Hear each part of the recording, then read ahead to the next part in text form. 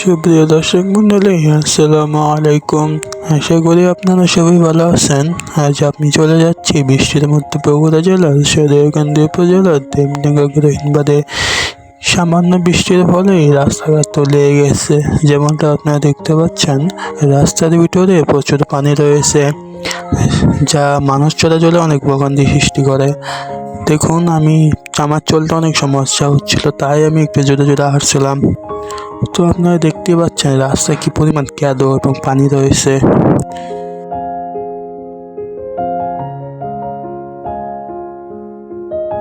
তো আপনারা ইতিমধ্যেই বুঝতে পারছেন আমি কোথায় যাচ্ছি। কে কে বুঝতে পারলেন কমেন্টে বলুন। আমি যাচ্ছি সেই ভাইরাল বাজার, দেবডাঙ্গা গ্রাহীন বাঁধের সেই ভাইরাল বাজারে। তো আপনারা দেখতেই পাচ্ছেন কি বৃষ্টির ফলে লোকজন তেমনটা রাস্তাঘাটে নেই।